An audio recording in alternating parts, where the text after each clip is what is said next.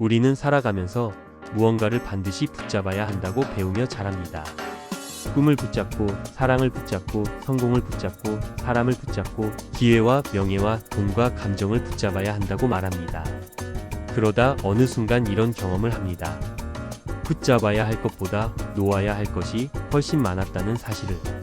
그런데 놓는 것은 배운 적도 없고 연습해 본 적도 없습니다.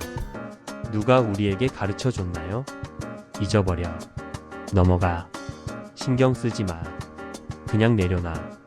사람들은 말합니다. 하지만 어떻게 하는지 아무도 알려주지 않습니다. 오늘은 그 어떻게를 찾기 위한 이야기입니다. 1. 집착은 왜 우리를 불행하게 만드는가? 심리학자 데니얼 카너먼은 말했습니다. 우리는 잃어버리는 것에 대해 얻는 것보다 2배로 민감하다. 이 말은 우리가 붙잡고 있는 많은 감정들이 사실은 행복을 얻기 위해가 아니라 불행을 피하기 위해 붙잡은 것이라는 뜻입니다.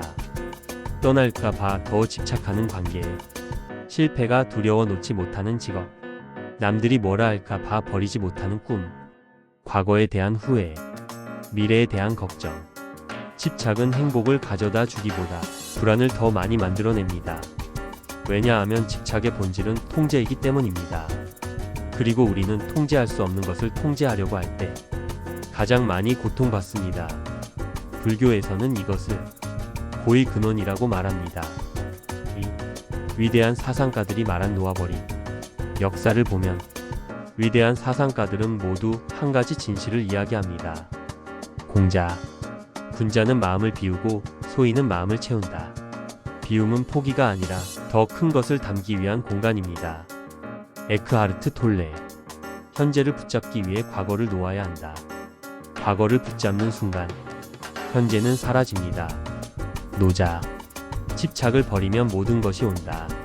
집착은 손으로 꽉 쥐는 것이고 인생의 흐름은 손을 펴는 데서 옵니다. 스토아 철학. 우리가 통제할 수 있는 것은 의지뿐이다. 통제할 수 없는 것을 내려놓지 못하면 영원히 고통에 머문다고 말합니다. 그들이 한 목소리로 외치는 이유는 하나입니다. 놓아버림은 성숙의 가장 높은 단계이기 때문입니다. 3. 우리가 놓지 못하는 진짜 이유. 많은 사람들은 이렇게 말합니다. 놓고 싶은데 잘 안 돼요. 그냥 잊으라고 하면 더 생각나요. 버리고 싶은데 자꾸 붙잡게 돼요. 왜일까요? 상처가 정체성이 되어서. 누군가를 미워하는 감정, 실패의 기억은 어느 순간 나의 일부가 됩니다. 그래서 놓으려고 하면 마치 내 일부를 뜯어내는 듯한 고통이 생깁니다. 얻은 것보다 잃는 것이 더 크게 보이기 때문에 심리학에서는 이것을 손실 회피로스 어버전라고 합니다. 놓으면 빈자리가 생기기 때문에. 그러나 진실은 이렇습니다. 빈자리가 있어야 새로운 것이 들어온다.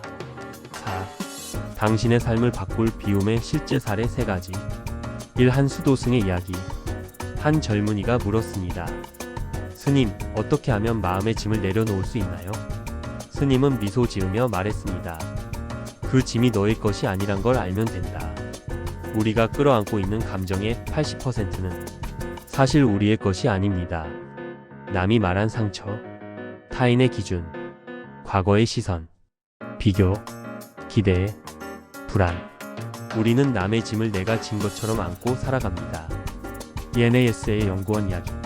한 과학자는 매일 반복되는 실험 실패로 자신의 경력을 포기하려 했습니다. 그러나 어느 날 문득 이 사실을 깨달았습니다. 나는 실패한 것이 아니라 내가 하려던 방식이 실패했을 뿐이다. 그리고 그는 기존 방식에 대한 집착을 내려놓으면서 새로운 실험법을 고안해냈고 세계적 발명을 이루었습니다. 그는 말했습니다. 놓아버리기 전까지는 그것이 짐인지도 몰랐다. 3. 관계의 진실. 우리는 종종 떠나는 사람을 붙잡으려 하고 변하지 않는 사람을 바꾸려 하고 이미 끝난 관계를 되살리려 합니다.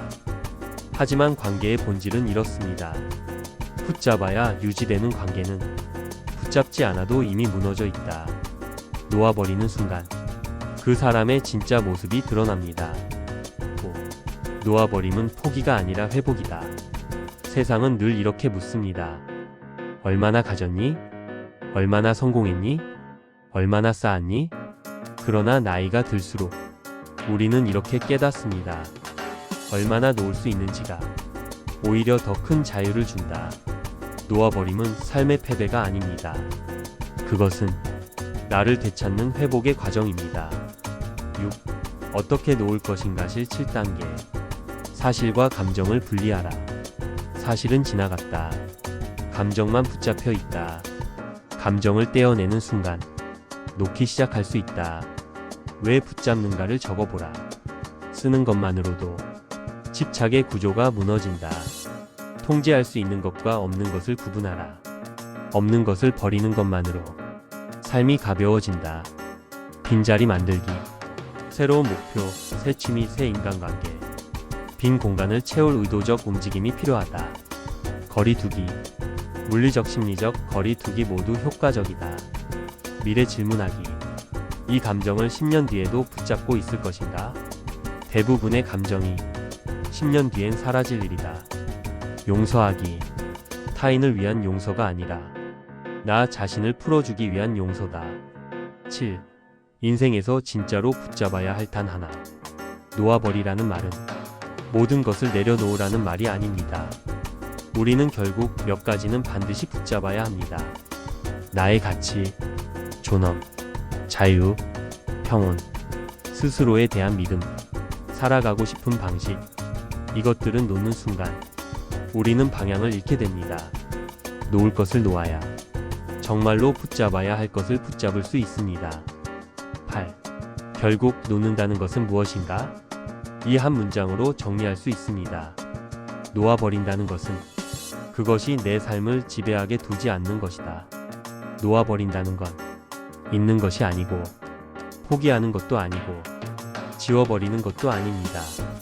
놓는다는 건 그것 없이도 당신의 삶이 계속될 수 있음을 스스로에게 허락하는 일입니다.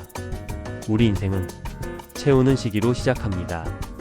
그리고 어느 순간부터 비우는 시기로 넘어갑니다. 이 사실을 깨닫는 순간 삶은 가벼워지고 깊어지고 자유로워집니다. 오늘 이 강연을 듣고 여러분의 마음속 어딘가에서 작은 변화라도 시작되었다면 그것만으로 충분합니다. 왜냐하면 놓아버리는 것도 하루아침에 이루어지는 것이 아니라 한 번의 인식에서 시작되기 때문입니다. 그리고 지금 당신 마음속에서 그 첫 걸음이 일어났습니다.